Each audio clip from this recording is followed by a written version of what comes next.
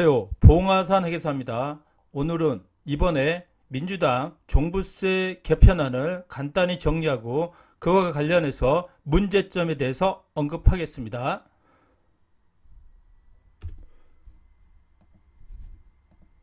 이 종부세 현재는 인별과세입니다. 과거에 세대별 과세에서 현재 유언 판결로 인별과세를 바뀌었고, 주택 공시가격이 1주택자는 11억을 넘는 경우에 과세되고, 다주택자와 공동명의의 경우는 인별과세이기 때문에 6억시 초과된 부분, 6억을 공제해서 6억 초과된 부분에 대해서 과세를 합니다. 법인은 공제액이 없어졌습니다.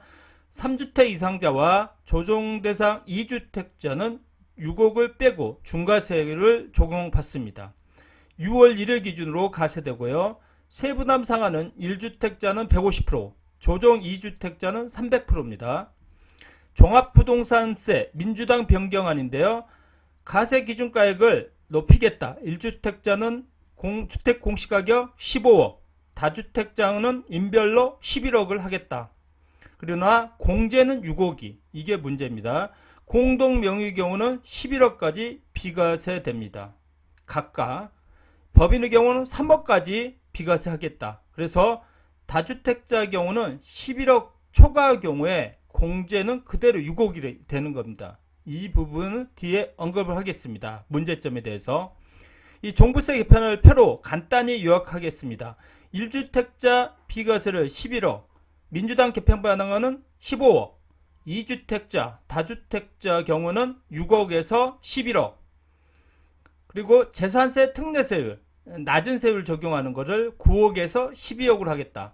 지금 공정시장가액 비율, 종부세 계산할 때 고반응 비율이 있는데 지금 현재 2022년에 100%인데 이걸 폐지해서 100%로 하겠다 이 말입니다.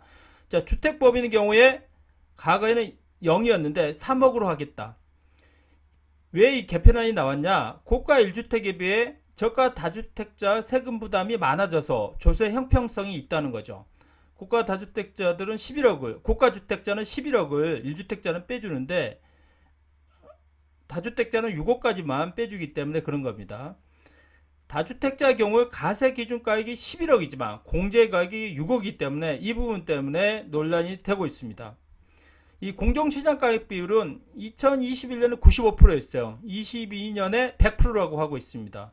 윤석열 정부에서 이거를 공정시장가액 비율을 대통령령으로 바꿀 수가 있어서 이 부분을 내린다고 하고 있는데 만약에 이게 폐지해버리면 100%로 한다는 겁니다.